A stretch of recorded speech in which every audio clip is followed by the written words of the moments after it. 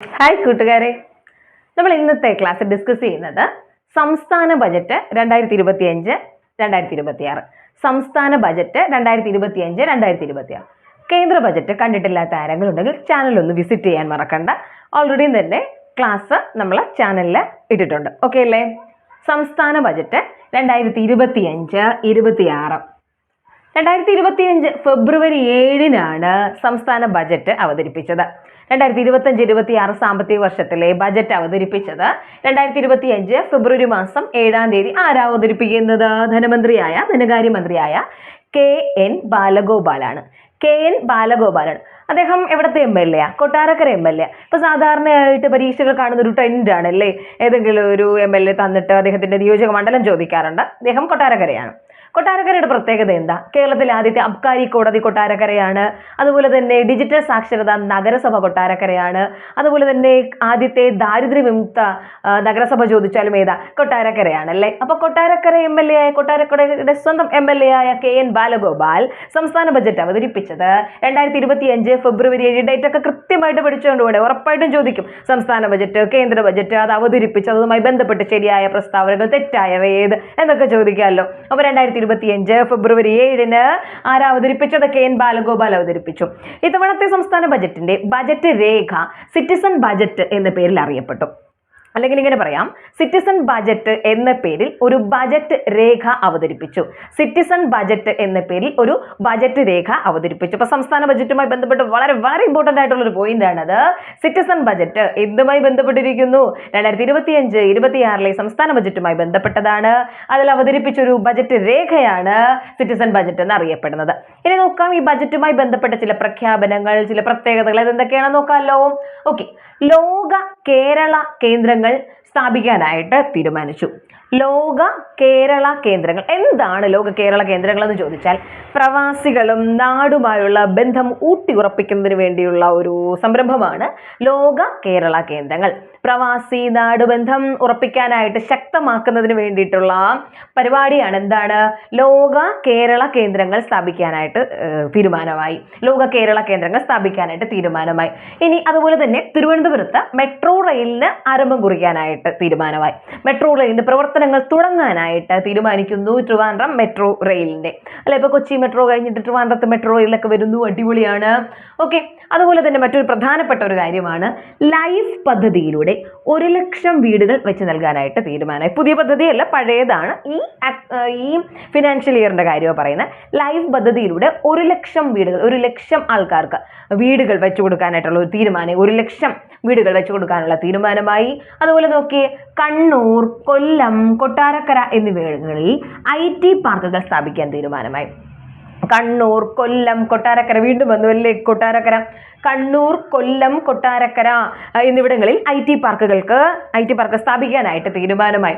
കണ്ണൂർ, കൊല്ലം, കൊട്ടാരക്കര എന്നിവിടങ്ങളിൽ IT പാർക്കുകൾക്ക് അല്ലെ എന്താ, എല്ലാ വിദ്യാർത്ഥികളും, അർഹരായ എല്ലാ വിദ്യാർത്ഥികളെയും വോട്ടർ പട്ടികയിൽ ഉൾപ്പെടുത്തിയ ആദ്യത്തെ ജില്ലയാണ് കണ്ണൂർ അല്ലെ. കൊല്ലം ഭരണഘടനാ സാക്ഷരതാ ജില്ലയാണ് കൊല്ലം. അതുപോലെ തന്നെ 24 മണിക്കൂറും പ്രവർത്തിക്കുന്ന ഡിജിറ്റൽ കോർട്ട് നിലവിൽ വരുന്നത് എവിടാന്ന് ചോദിച്ചു കഴിഞ്ഞാൽ അത് ഏതാണ്? ഓൺലൈൻ കോർട്ട് നിലവിൽ വരുന്നത് എവിടാന്ന് ചോദിച്ചാൽ അത് കൊല്ലത്താണ്. കൊട്ടാരക്കരയുടെ കാര്യം ഇപ്പൊ നമ്മൾ പറഞ്ഞങ്ങോട്ട് മാറിയതേ ഉള്ളൂ. കണ്ണൂർ, കൊല്ലം, കൊട്ടാരക്കര എന്നിവിടങ്ങളിൽ IT പാർക്കുകൾക്ക് തീരുമാനമായി. ഓക്കെ, കെ ഹോംസ് എന്താണ്? കെ ഹോംസ് ഒരു പ്രോജക്റ്റ് ആണ്.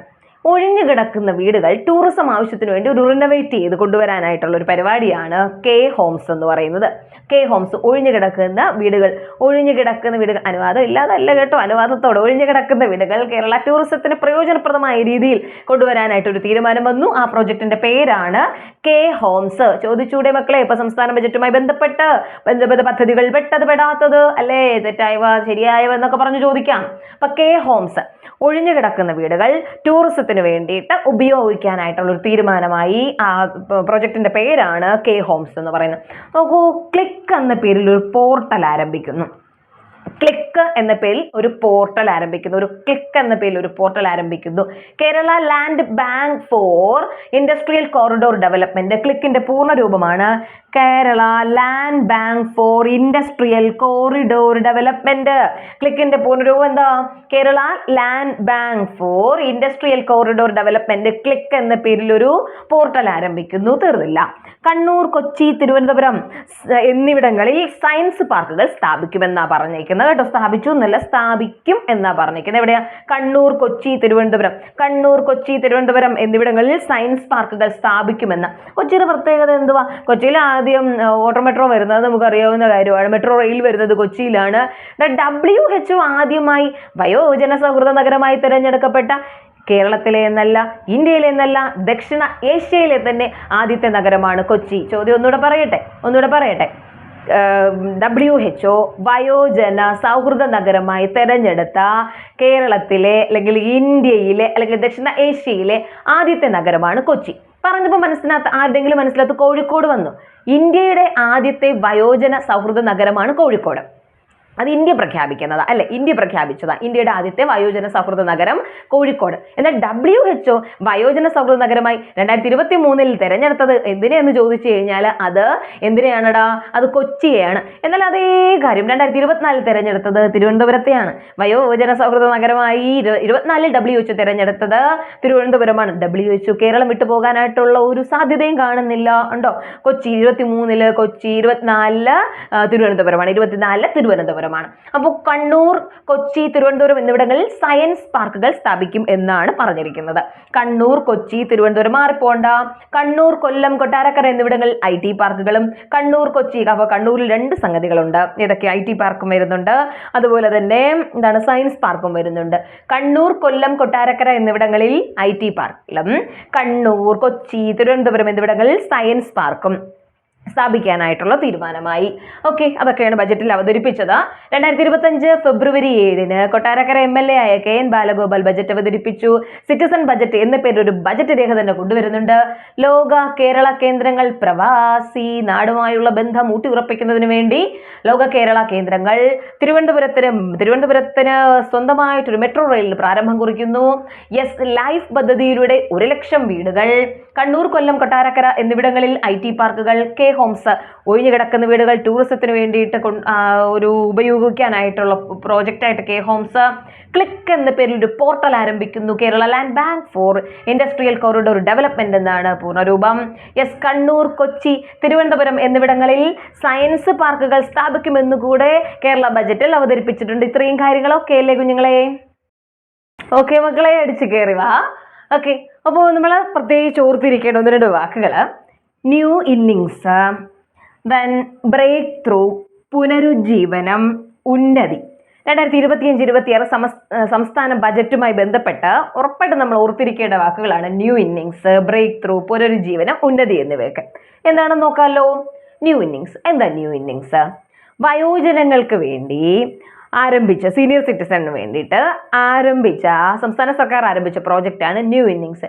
ശരിക്കും അവരുടെ ന്യൂ ഇന്നിങ്സ് അല്ലേ വാർദ്ധക്യ കാലഘട്ടത്തിൽ തുടങ്ങുന്നത്? ഒരു ഇന്നിങ്സ് ഒക്കെ പൂർത്തിയാക്കി വിശ്രമ ജീവിതത്തിലേക്ക് വന്ന ഒരു ന്യൂ ഇന്നിങ്സ്, പുതിയ ഇന്നിങ്സ് അല്ലേ? അപ്പോൾ വയോജനങ്ങൾക്ക് വേണ്ടി സംസ്ഥാന സർക്കാർ ആരംഭിച്ച പുതിയ പ്രോജക്റ്റാണ് ന്യൂ ഇന്നിങ്സ്. മനസ്സിനകത്ത് വയോമിത്രമൊക്കെ വന്നു. വയോമിത്രം, വയോമധുരം ഇതെല്ലാം വയോജനങ്ങൾക്ക് വേണ്ടിയിട്ടുള്ളതാണ്. എന്നാൽ സംസ്ഥാന ബജറ്റ് 2025-26 സംസ്ഥാന ബജറ്റിൽ പരാമർശമുള്ള വയോജനങ്ങൾക്ക് വേണ്ടി പ്രോജക്റ്റ് ന്യൂ ഇന്നിങ്സ് ആണ്. എന്താ വയോമിത്രം? 65 വയസ്സിന് മേൽ പ്രായമുള്ളവർക്കുള്ള സഹായ പദ്ധതിയാണ് വയോമിത്രം എന്ന് പറയുന്നത് അല്ലേ? അങ്ങനെയാണെങ്കിൽ വയോമധുരം എന്താ? 65 വയസ്സിന് മേൽ പ്രായമുള്ള അല്ലെങ്കിൽ വാർദ്ധക്യ കാലഘട്ടത്തിലെത്തിയ പ്രമേഹ രോഗികൾക്ക് സൗജന്യ ഗ്ലൂക്കോമീറ്റർ നൽകുന്നതാണ് വയോമധുരം എന്ന് പറയുന്നത്.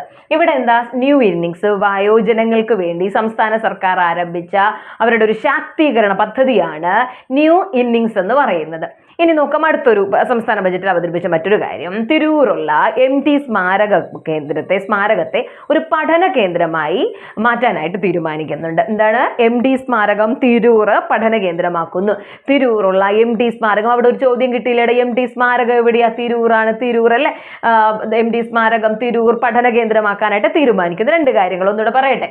ന്യൂ ഇന്നിങ്സ് വയോജനങ്ങൾക്ക് വേണ്ടി സംസ്ഥാന സർക്കാർ ആരംഭിച്ച പ്രോജക്റ്റ് ന്യൂ ഇന്നിങ്സ്. തിരൂരിലെ MT സ്മാരകം പഠന കേന്ദ്രമാക്കി മാറ്റുന്നു. നോക്കിയേ, കൊല്ലം ശാസ്താംകോട്ടയിൽ ഇക്കോ ടൂറിസത്തിന് തുടക്കം കുറിക്കുന്നു. കൊല്ലം ശാസ്താംകോട്ടയിൽ ഇക്കോ ടൂറിസത്തിന് തുടക്കം കുറിക്കുന്നു. ശാസ്താംകോട്ട പ്രത്യേകത എന്താ? F ആകൃതിയിലുള്ള തടാകമല്ലേ, ഏറ്റവും വലിയ ശുദ്ധജല തടാകമല്ലേ ശാസ്താംകോട്ട. കൊല്ലം ജില്ലയിലെ കുന്നത്തൂർ താലൂക്കിലല്ലേ ശാസ്താംകോട്ട കായൽ സ്ഥിതി ചെയ്യുന്നത്.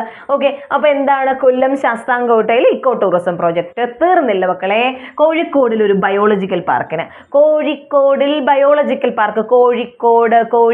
ബയോളജിക്കൽ പാർക്ക് വരുന്നു. കോഴിക്കോട് പ്രത്യേകത എന്തുവാ? കേരളത്തിൽ ആദ്യമായി 3G സംവിധാനം നിലവിൽ വന്നത് കോഴിക്കോടല്ലേ? ഓപ്പറേഷൻ സുലൈമാനി നടത്തിയത് കോഴിക്കോടല്ലേ? അന്താരാഷ്ട്ര കയാക്കിംഗ് സെന്റർ നിലവിൽ വന്നത് കോഴിക്കോടിലെ പുലിക്കയത്തല്ലേ? കോഴിക്കോട് ജില്ലയിലെ പുലിക്കയത്തല്ലേ?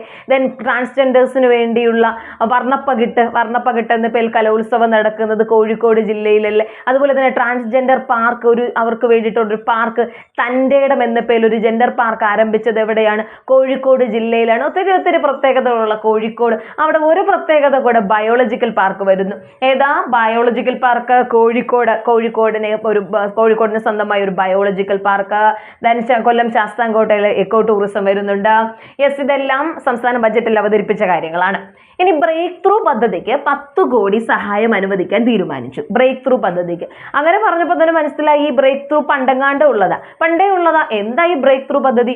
കൊച്ചി നഗരത്തിലെ വെള്ളക്കെട്ട് പരിഹരിക്കാനായിട്ടുള്ള പ്രൊജക്റ്റ് ആണ് ഓപ്പറേഷൻ ബ്രേക്ക് ത്രൂ എന്ന് പറയുന്നത്. ബ്രേക്ക് ത്രൂ എന്താണ്? ബ്രേക്ക് ത്രൂ നമ്മൾ വെള്ളക്കെട്ടൊക്കെ ഉള്ള സ്ഥലത്തിൽ വണ്ടിയിലൊക്കെ പോവുകയാണെങ്കിൽ ബ്രേക്ക് പിടിച്ച് ത്രൂ ഔട്ട് ആ യാത്ര ഫുള്ള് വെള്ളം എവിടാ കുഴി എവിടാന്ന് അറിയാൻ പറ്റത്തില്ല, കേരളത്തിലെ റോഡുകളല്ലേ എന്ന്. അപ്പൊ എന്താണ്? അപ്പൊ അത് അറിയാൻ പറ്റത്തില്ല. നമ്മൾ എന്ത് ചെയ്യും? ത്രൂ ഔട്ട് ആ യാത്ര ത്രൂ ഔട്ട് എന്ത് ചെയ്യും? നമ്മൾ ബ്രേക്ക് പിടിച്ചല്ലേ പോകുന്നത്. അപ്പൊ ബ്രേക്ക് ത്രൂ എന്താന്ന് ചോദിച്ചാൽ കൊച്ചി നഗരത്തിലെ വെള്ളക്കെട്ട് പരിഹരിക്കാനായിട്ടാണ് ഉള്ള പ്രോജക്റ്റ് ആണ് ബ്രേക്ക് ത്രൂ. അതിനൊരു 10 കോടി കൂടെ അനുവദിക്കുന്നു. കൊച്ചി നഗരത്തിൽ ബ്രേക്ക് ത്രൂ ആണെങ്കിൽ തിരുവനന്തപുരം നഗരത്തിലെ വെള്ളക്കെട്ട് പരിഹരിക്കാനായിട്ട് നമ്മൾ മുമ്പ് തിരുവനന്തപുരം ജില്ലാ ഭരണകൂടം ഒരു പ്രോജക്റ്റ് ചെയ്തിട്ടുണ്ടായിരുന്നല്ലോ. അതിന്റെ പേരെന്താ? ജിജി തോംസൺ ചീഫ് സെക്രട്ടറി ആയിരുന്ന സമയത്ത് അത് ഓപ്പറേഷൻ അനന്തയാണ്. ഓപ്പറേഷൻ അനന്ത അതാണെങ്കിൽ വെറും അനന്ത എന്ന് കേട്ടാൽ നിങ്ങൾക്ക് എന്തോർമ്മ വരും? അനന്ത. ഇന്ത്യയിലെ ഗൂഗിളിന്റെ ഏറ്റവും പുതിയ ഓഫീസാണ് അനന്ത. അതെവിടെയാ? ബാംഗ്ലൂരാണ്. ഇന്ത്യയിൽ ഗൂഗിളിന്റെ ഏറ്റവും പുതിയ ഓഫീസാണ് അനന്ത എവിടെയാ? അത് ബാംഗ്ലൂരാണ്. ഇവിടെ പറഞ്ഞ ഓപ്പറേഷൻ അനന്ത തിരുവനന്തപുരം നഗരത്തെ വെള്ളക്കെട്ട് പരിഹരിക്കാൻ. എന്നാൽ ഈ സംസ്ഥാന ബജറ്റ് പരാമർശമുള്ള ഓപ്പറേഷൻ ബ്രേക്ക് ത്രൂ എന്നാ കേട്ടോ അറിയപ്പെടുന്നത്. ഓക്കെ, ബ്രേക്ക് ത്രൂ എന്താന്ന് ചോദിച്ചു കഴിഞ്ഞാൽ കൊച്ചി നഗരത്തിലെ വെള്ളക്കെട്ട് പരിഹരിക്കാനായിട്ട് എത്ര കോടി കൂടെ? 10 കോടി കൂടെ അനുവദിക്കുന്നു എന്നുള്ളതാണ്. Yes, okay. അതുപോലെ തന്നെ വളരെ പ്രധാനപ്പെട്ട മറ്റൊരു പോയിന്റ്, തകർന്നു പോയ വ്യവസായങ്ങളെ ഒന്ന് ജീവൻ വെപ്പിച്ചെടുക്കുന്നതിനായി പുനരുജ്ജീവനം പദ്ധതിക്ക് തുടക്കം കുറിച്ചു. ഏതാ? തകർന്നു പോയ വ്യവസായങ്ങളുടെ ഉദ്ധാരണവുമായി ബന്ധപ്പെട്ട് പുനരുജ്ജീവനം, വ്യവസായങ്ങളെ പുനരുജ്ജീവിപ്പിക്കാനായിട്ട് സംസ്ഥാന സർക്കാർ കൊണ്ടുവന്ന ഒരു പദ്ധതിയുടെ പേരാണ് പുനരുജ്ജീവനം. തകർന്നു പോയ വ്യവസായങ്ങളെ ജീവിപ്പിച്ചെടുക്കാനായിട്ട് പുനരുജ്ജീവനം. അതുപോലെ തന്നെ ഉന്നതി. പഴയ ഒരു ചോദ്യമുണ്ട്, 2024-25 ബജറ്റ് പരാമർശമുള്ള പദ്ധതി ഏതാന്ന് ചോദിച്ചിട്ട് അന്നൊരു ചോദ്യമുണ്ട്, ഉന്നതി. അപ്പോൾ കഴിഞ്ഞ ബജറ്റിലുമുണ്ട്, ഈ ബജറ്റിലുമുണ്ട് ഉന്നതി ഓവർസീസ് സ്കോളർഷിപ്പ്. ആ പിന്നാക്ക വിഭാഗക്കാർക്ക് വേണ്ടിയിട്ടുള്ള വിദ്യാർത്ഥികൾക്ക് വേണ്ടി ഉന്നതി സ്കോളർഷിപ്പിന് ഒന്നുകൂടെ ഊന്നൽ നൽകാനായിട്ട് തീരുമാനിക്കുന്നു ഈ സാമ്പത്തിക വർഷത്തിൽ. ഉന്നതി ഓവർസീസ് സ്കോളർഷിപ്പിന് അല്ലെങ്കിൽ പിന്നാക്ക വിഭാഗക്കാർക്കുള്ള സ്കോളർഷിപ്പിന് കുറച്ചുകൂടെ പ്രാധാന്യം നൽകാനായിട്ട് ഈ ബജറ്റും തീരുമാനിക്കുന്നുണ്ട്. ഒന്നുകൂടെ പറയട്ടെ, ന്യൂ ഇന്നിങ്സ് വയോജനങ്ങൾക്ക് വേണ്ടി സംസ്ഥാന സർക്കാർ ആരംഭിച്ചതാണ് ന്യൂ ഇന്നിങ്സ്. MTയുടെ സ്മാരകം തിരൂർ പഠന കേന്ദ്രമാക്കുന്നു. കൊല്ലം ജില്ലയിലെ ശാസ്താംകോട്ടിൽ എക്കോ ടൂറിസം വരുന്നു. കോഴിക്കോട് ബയോളജിക്കൽ പാർക്ക് വരുന്നു. ദെൻ ഓപ്പറേഷൻ ബ്രേക്ക് ത്രൂ അല്ലെങ്കിൽ ബ്രേക്ക് ത്രൂ പദ്ധതിക്ക് 10 കോടി കൊച്ചി ജില്ലയിലെ വെള്ളക്കെട്ട് പരിഹരിക്കാനായിട്ടുള്ള അല്ലെ. ഗ്രീൻ ഹൈഡ്രജൻ എയർപോർട്ട് ഏതാ? കേരളത്തിലെ ആദ്യത്തെ അല്ലെങ്കിൽ ഇന്ത്യയിലെ തന്നെ ആദ്യത്തെ ഗ്രീൻ ഹൈഡ്രജൻ എയർപോർട്ട് ഏതാ? അത് കൊച്ചിയാണ്. ഗ്രീൻ ഹൈഡ്രജൻ എയർപോർട്ട് ചോദിച്ചു കഴിഞ്ഞാൽ അത് കൊച്ചിയാണ്. ഇനി പോകെ ഗ്രീൻ ഹൈഡ്രജൻ ഷിപ്പ്യാർഡ് ചോദിച്ചാലും ഉത്തരം ഏത് പറയേണ്ടതായിട്ട് വരും? പ്രൊജക്റ്റ് ഒക്കെ നടന്നുകൊണ്ടിരിക്കുന്നു, അതും ഇവിടെ തന്നെയാണെടാ, അതും കൊച്ചി തന്നെയാണ്. Yes, okay. തകർന്നു പോയ വ്യവസായങ്ങളെ ജീവിപ്പിച്ചെടുക്കാൻ പുനരുജ്ജീവന പദ്ധതിക്ക് തീരുമാനമായി.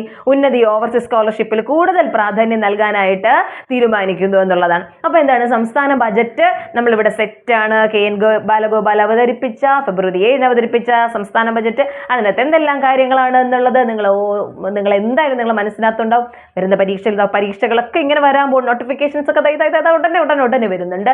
അടിപൊളിയായിട്ട് പഠിച്ചോ, കിടുക്കായിട്ട് പഠിച്ചോ. അപ്പൊ അടുത്ത ടോപ്പിക്കുമായി അടുത്തൊരു ക്ലാസ്സിൽ കാണാം. ബൈ.